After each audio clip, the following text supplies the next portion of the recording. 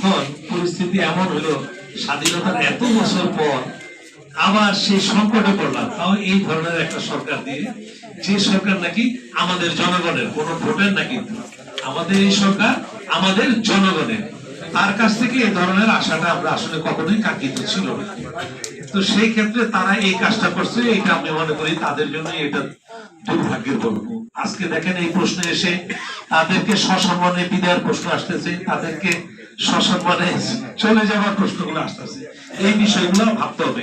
আজকে আমাদেরকে মেলা রক্ষার জন্য, যথাসময় মেলা রক্ষার জন্য অমর 21-এ সংগ্রাম পরিষদ গঠন করতে হয়েছে। এই যেতে একটা জাতির জন্য দুঃখের আর কষ্টের আর কিছু হতে পারে আমার জানা নেই। তো আমি বিশ্বাস করব ওনারা এই ব্যাপারগুলো অনুভব করবেন।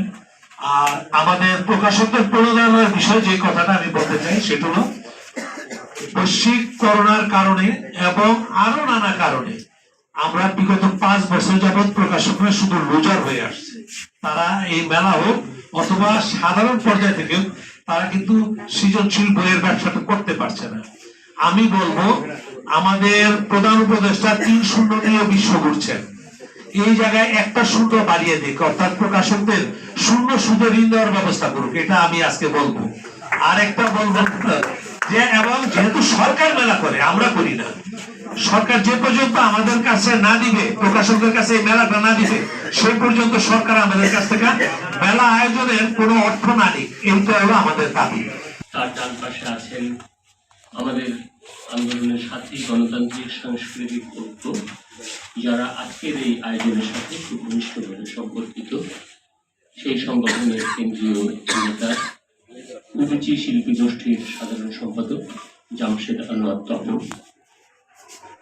এরপরে আছেন আমাদের সাথী সংগ্রামের সাথী গণতান্ত্রিক সাংস্কৃতিক ঐক্যের অন্যতম কেন্দ্রীয় নেতা এবং চারণ সাংস্কৃতিক কেন্দ্রের সহসভাপতি কবি কামরুজ্জামান ভূঁইয়া, উনি আছেন। আমি মফিজুর রহমান লালটু, এই যে সংগ্রাম পরিষদ থেকে আমরা আয়োজন করেছি সেই সংগ্রাম পরিষদের যুগ্ম আহ্বায়ক। আজকে যিনি সভাপতি তিনিও এই পরিষদের যুগ্ম আহ্বায়ক। এই যুগ্ম আহ্বায়ক দুজনকে নিয়ে আমরা একটি কমিটি করেছি। এই কমিটির আয়োজনে আজকে হচ্ছে। আমার বাঁ পাশে আছেন আমাদের এই সংগ্রামের অন্যতম সাথী গণতান্ত্রিক সাংস্কৃতিক ঐক্যের আমাদের কেন্দ্রীয় নেতা এবং এই সংগ্রাম পরিষদের কেন্দ্রীয় বাংলাদেশ থিয়েটারের সাধারণ সম্পাদক খন্দকার শাহ আলম। তিনি আজকের যে বক্তব্য সেই বক্তব্য পাঠ করবেন। এর পাশে আছেন আমাদের প্রকাশক